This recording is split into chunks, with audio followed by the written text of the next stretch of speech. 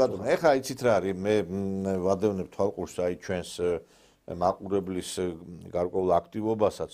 Სულფასო მეგობრებო, მე ვთქვი კიდევაც და გავიმეორე და სხვათა შორის ჩვენი გადაცემის მიწურულს გვექნება ამაზე კიდე აქცენტების გაკეთება, რომ რა თქმა უნდა საბჭოთა ეპოქაში საქართველოს უდიდესი სარგებელი მიიღო, მაგრამ ეხლა ვიღაცამ თქვა ეხლა რომ აი 25 თებერვალიო ჩემთვის არ არის პირადად ტრაგედიაო, მაგრამ როგორ არ არის კაცო, ხალხი დაიხოცა, ეხლა ეგრეც არ შეიძლება რა.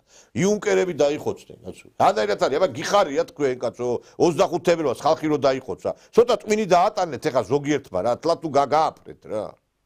მე რა თქმა უნდა თქვენ ეხლა რასაც ლაპარაკობთ რომ ქვეყანამ აი ამ საბჭოთა ეპოქაში სარგებელი მიიღო ეგ სხვა არის კი ბატონო მაგრამ თვითონ ეს დღე არის ტრაგიკული იმიტომ რომ ნოე ჯორდანია მიატოვა ეს ქვეყანა და იუნკერები რომლებიც აი ესე პირტიტველა ბიჭები შეეწირდნენ საქართველოს დამოუკიდებლობას და სასი ვიდღის ესწავლოთ ჩვენ ქართველი ბიჭების დაღუპვა კაცო ცოტა ტვინი დაატანეთ თავში ხო გაქვს ტვინი როგორ შეიძლება ბედნიერების დღე არის კაცო 2008 წლის ისა 8 აგვისტო და ბედნიერების დღე არის ხალხი რო დაიხოცა 92 წლის ისა ბედნიერების დღე არის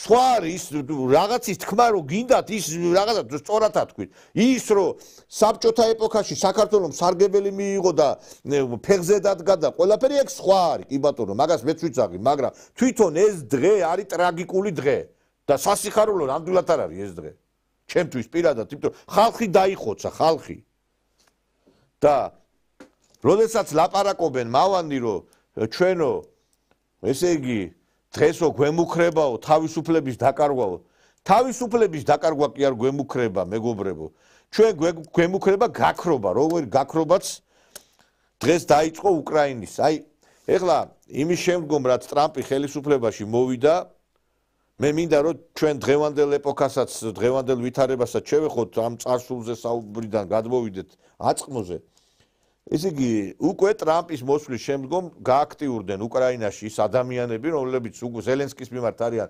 განწყობილი ცოტა სხვაგვარად და გამოვიდა ახალგაზრდები და გამოვიდნენ დედები მამები რომელთა შვილებიც არის დაკარგული და კარგახანია ისინი ვერ იძებნებიან და აქცია მოაწყეს ცენტრში კიევის ცენტრში იმიტომ რომ ატყუებენ ამ მშობლებს რომ თითქოს ეს მათი შვილები გამოჩნდებიან მათი შვილები იქნებიან სახლში დაბრუნებულები და რეალურად სხვაგვარად აქვს საქმე და ეს მოწმობს ეს სიუჟეტი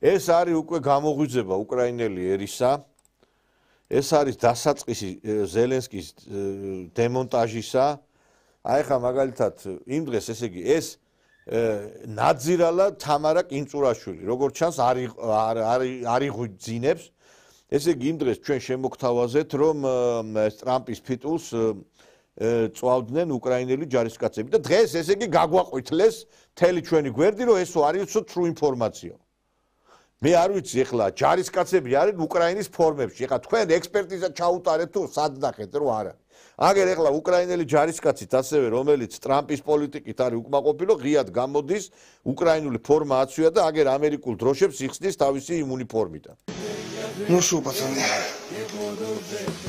дождалась мне Петрушки дождалась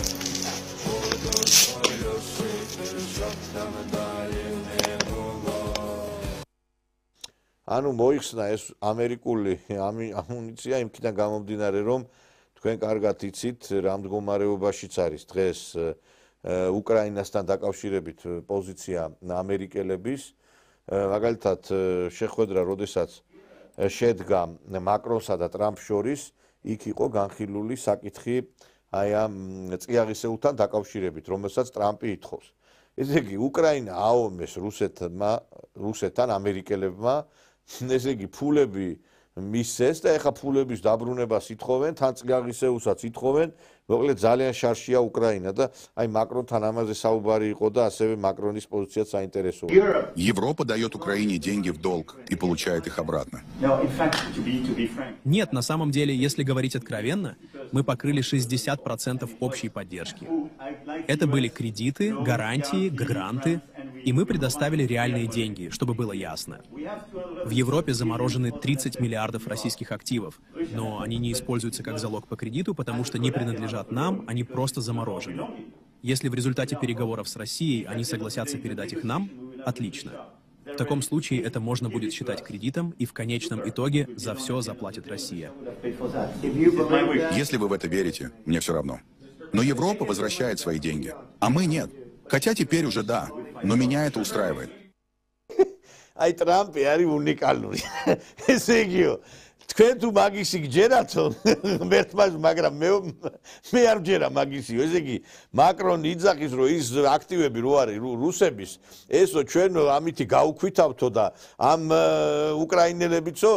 უკრაინელების ჩამოიწერება მთელი ეს ვალებიო და აი ამითი ამ აქტივებით, რომელიც ამ რუსეთს აქვს და რუსეთი თუ იტყვისო რა, იმიტომ თან რუსეთი თუ იტყვისო ამასო რა, რუსეთი როგორ იტყვის ხა თავის აქტივებზე უვარს ეხლა რა, იმიტომ რომ რუსეთისთვის აქტივების ჩამოწერა ესე მარტივი არ იქნება. და ტრამპი არის უნიკალური. ტრამპი იძახის, რომ ითხოვს იმ წიაღისეულს, რა თქმა უნდა, სხვანაირად ის არ დაეხმარება უკრაინას და აი წარმოგიდგენია თქვენ როგორი მდგომარეობაში ჩააყენეს უკრაინელები ამათმა, რომ ესე იგი ქვეყანა რომელმაც ომი დაიწყო სწორედ ამერიკის მითითებით, ეხლა არავის არ ჯერას, რომ ეს ზელენსკის დავალებით და ზელენსკიმ დაიწყო ომი, აომეს დაანგრევინეს ქვეყანა, თან ტრამპი იძახის ჩვენ აღდგენაში მონაწილეობას არ მივიღებთ და აი იგივე ბედი უნდა გვწევოდა ჩვენ. იგივე ბედი უნდა გაგვეზიარებინა და სხვათა შორის ეს არესტოვიჩი დღედაღამე რო ყავდათ ნაცებს გამოჭენებული ყველა სხვა არხებზე.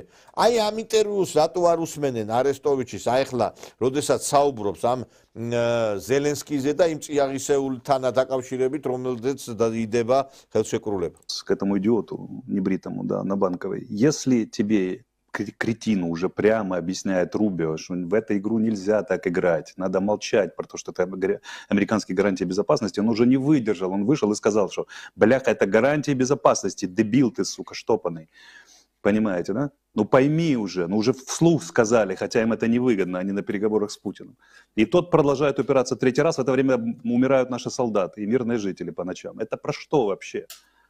На что вы меня хотите уговорить, Юля? Что вы мне хотите объяснить? Диктатор, не диктатор, о чем мы вообще разговариваем? Есть очень простая история. Ему предложили все, включая американские гарантии безопасности. Причем изобрели их способ предложить, обойдя все ловушки, претензии, которые выставляет Путин.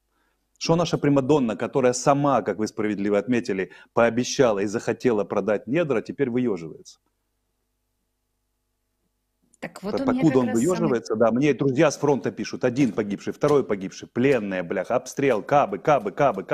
Никакого толка, понимаете, в этом всем. Это тупая, бессмысленная война, которая губит украинскую армию, губит украинский народ. Этот козел, сволочь это проклятая, понимаете, сидит там и упирается за свою власть, за возможность грабить, подавлять. О чем мы разговариваем? О чем мы разговариваем? Ему все дали уже. Все ему этот Трамп дал, исходя из очень сложной, совершенно реальной геополитической ситуации. Уже не знают, как объяснять. Я уже не знаю, как объяснять. Он вцепился в кресло и не отпускает его.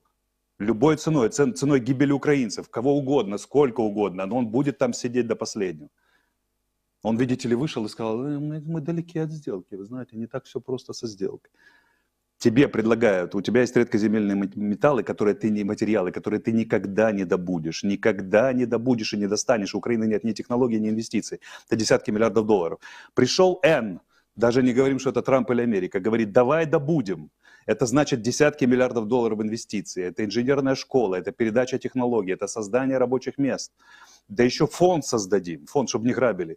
50 на 50 поделим, честно. Если это даже не говорить о том, что мы вас защищаем политическую поддержку в ситуации, когда вы безнадежно проиграли войну, мы за вас тянем мазу и не даем вас сдать. Так еще гарантии безопасности за это получите. Гарантии безопасности на ровном месте, где вы никогда ничего не разработаете, у вас нет технологий. А если мы не будем помогать, еще и Путин это все захватит.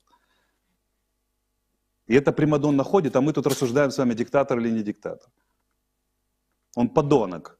Он может и не диктатор, но подонок. А я еще думаю, что он еще диктатор, понимаете? Да, и других оценок у меня нет для него. Когда вы узнаете то, что я знаю, вы на дыбы все встанете, у вас волосы на ногах дыбом станут у всех.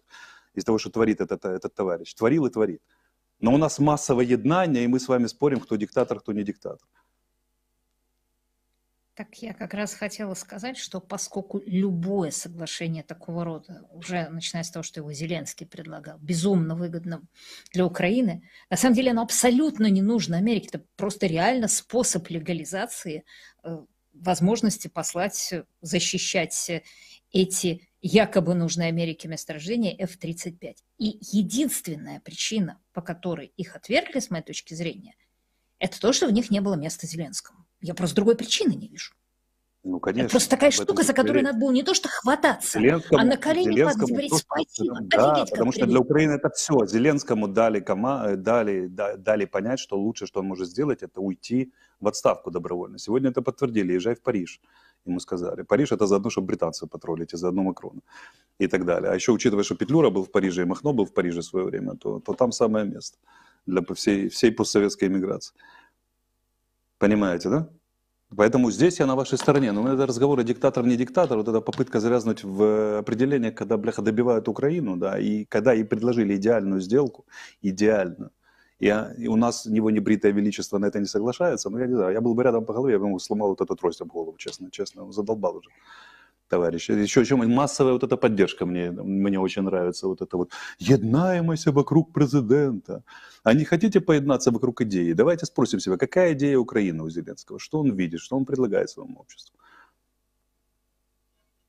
на сегодня? Вот в этой конкретной ситуации.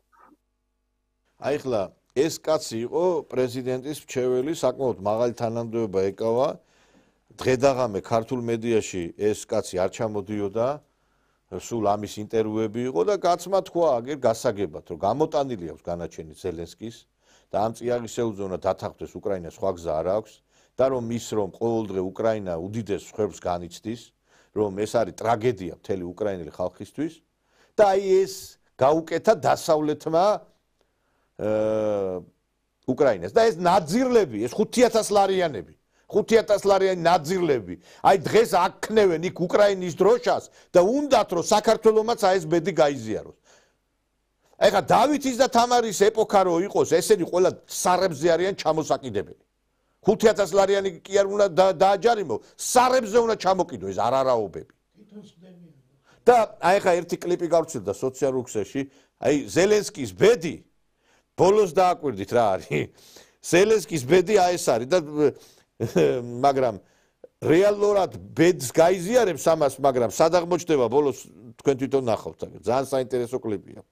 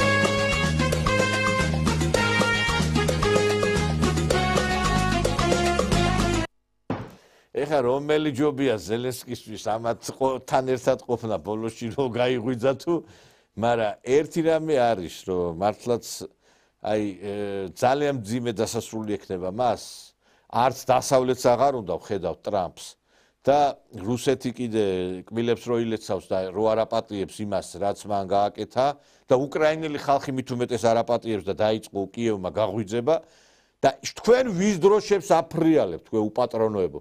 უკრაინელი ხალხი უკვე გამოდის ზელენსკის წინააღმდეგ და თქვენ ვის უკრაინის რა დროშებს აფრიალებთ? აი რას აფრიალებთ თავად უკრაინელი ხალხი ამ დროშების ფრიალს კი არა გლოვა არის გამოცხადებული იქ იმის გამო რომ დაღუპა უკრაინა ზელენსკი.